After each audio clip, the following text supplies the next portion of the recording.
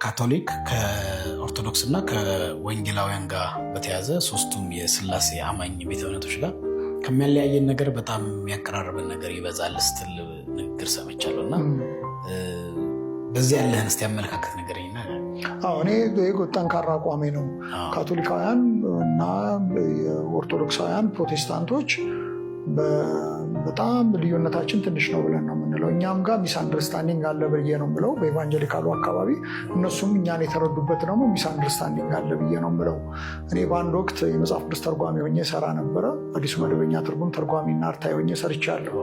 እዛ ላይ ሄደ አሁን ከኛ ጋር የነበሩ ካቶሊካውያን ኦርቶዶክሳውያን ነገሩ የሚያብራሩበት መንገድ እኛ ድሮ እኔ እንደሚመስለኝ አይደለም እና ግን በጣም ብዙ ነገር የሚያግባባን ነገር አለ። ትምህርተ ስላሴ የምንግባባበት ነጥብ ነው። ብዙ ነገሮች የክርስቶስ የማዳን ስራን በተመለከተ ብዙ ነገር የምንግባባበት ነጥብ ነው። የሚያለያየንም ነገር አለ፣ ልክ ነው አለ። ግን ያም ደግሞ የእኛ ሚስ አንደርስታንዲንግ እኛም ጋር ሚስ አንደርስታንዲንግም አለ እነሱ ጋርም አለ ብዬ ነው የማስበው።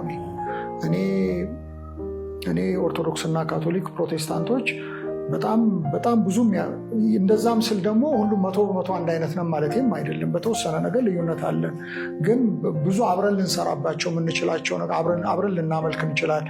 ቅድም እንዳልኩ እኔ በምሰራበት መስሪያ ቤት ውስጥ አብረን እናመልካለን፣ አብረን ተንበርከን እንጸልያለን፣ አብረን ቃል እግዚአብሔርን እንከፋፈላለን። እኔ ሚስት ሳገባ ከተላኩ ሰዎች አንዱ ሰው የኢትዮጵያ ኦርቶዶክስ ቤተክርስቲያን የሊቃውንት ጉባኤ ሰብሳቢ የነበሩ ሰው ናቸው። እና እንደዛ ነው። እና እኔ የሚያጣላን ነገር ብዙ ያለ አልመሰለኝም በእኔ መረዳት። ልዩነቱ ልክ አሁን ለምሳሌ መካነ ኢየሱስ እና በቃለ ሕይወት መካከል ቃለ ሕይወት ቤተክርስቲያንና በሙሉ ወንጌል መካከል የሚያለያዩ ነገሮች እንዳሉ ሁሉ እንደዛ አይነት ናቸው ብዬ ነው የማስበው። ይህን የሚጋሩ ወንጌላውያን ያሉ ሰዎች ያሉ ይመስለኛል። በዛ መሉ ግን ሶስቱም ቤተ እምነት ላይ በተለይ ኢትዮጵያ ውስጥ ደግሞ ባለው ኮንቴክስት የኢትዮጵያ ኦርቶዶክስ እና ወንጌላውያን ጋር አንዱን የጠፋ አድርጎ ነው እንትን የሚለው ከድነት አኳያ ሁላ አንዱን ቶታሊ ሙሉ የጠፉ አንዱ ያልዳነ ያው ወንጌል ለሁሉም ነው የሚሰበከው የሚል እኔ አቋም አለኝ። ለኦርቶዶክስም ለካቶሊክም በውጭም በውስጥም ላለው ለእኛም ለፕሮቴስታንትም ማለት ነው ወንጌል መጽሐፉም እንደዛ ስለሚያሳየን። ግን ከድነት አኳያ አንዱን የጠፋ አንዱን ቶታሊ ክርስቲያን ዲኮመን ነገር ያለን ሁላ በማይመስል መልኩ ነው የሚቀርበው። በእኛም በኩል መድረኮቻችን ላይ እንደዛ ነው።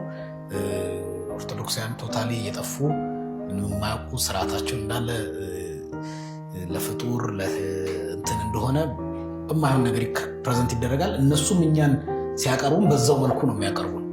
እዚህ ላይ አንተ ያለ ኦብዘርቬሽን ወይል እኔ በወንጌላውያን ቤተክርስቲያን አባል የሆነ ሁሉ ድነት አግኝቷል ብዬ አላስብም። ልክ እንደዛ ሁሉ ደግሞ ኦርቶዶክስም ያለ ሁሉ ድነት የለውም ድነት አለው ብዬ ልላ አልችልም። እኛም ጋር ድነት የሌለው ሊኖር ይችላል፣ እነሱም ጋር ድነት የሌለው ሊኖር ይችላል። እኛም ጋር ድነት ያለው እንዳለ ሁሉ እዛም ድነት ያለው አለ ብዬ ነው የማስበው። ስለዚህ ጉዳዩ ደግሞ የዲኖሚኔሽን ጉዳይንም አይደለም አይደል፣ ክርስቶስን የማወቅ ጉዳይ ነው። በተረፈ ካቶሊክ ሁሉ ጠፍቷል ብሎ ወይንም ኦርቶዶክስ ሁሉ ጠፍቷል ብሎ የሚያስብ የወንጌላዊ ቤተክርስቲያን አማኝ ካለ እኔ በጣም አዝናለሁ። እንደዛ ብሎ ማሰብ አልነበረበትም ነው ብለው በዛም አንጻር ሆነው ደግሞ እኛን ጠፍተዋል ብሎ የሚሉ ሰዎችም ያም ልክ ነው ብዬ አላስብም።